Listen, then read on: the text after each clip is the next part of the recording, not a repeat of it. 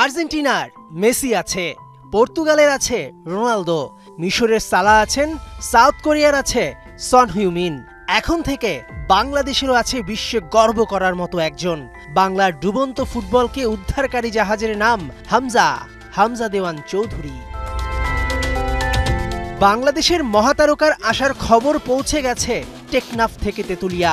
Leicester সিটির তারকা হামজার বাংলাদেশের জার্সিতে খেলার ঘোষণার পরদিন সকালে বাফুফে সভাপতির প্রেস ব্রিফিং।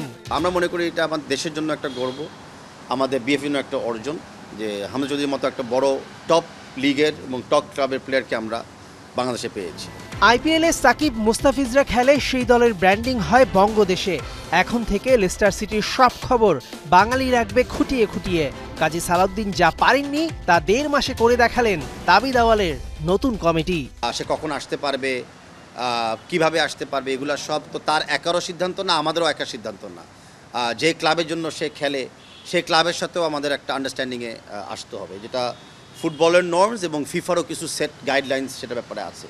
তো সব কিছু বিবেচনা করে আমরা আপনাদেরকে নিয়মিত আপডেট দিতে থাকব।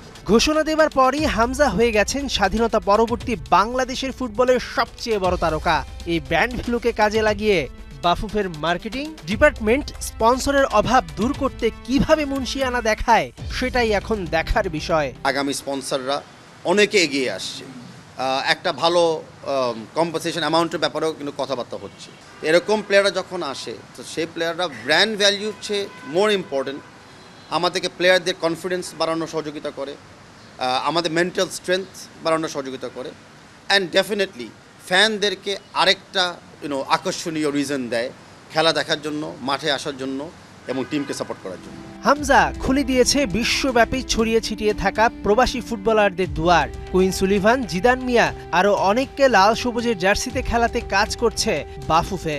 অনেক ভালো ভালো বাংলাদেশি অরিজিন প্লেয়ার যারা হতে পারে বিদেশে মাটিতে খেলে বা বড় হচ্ছে, তাদের ব্যাপারেও আমরা অনুসন্ধান পেয়েছি।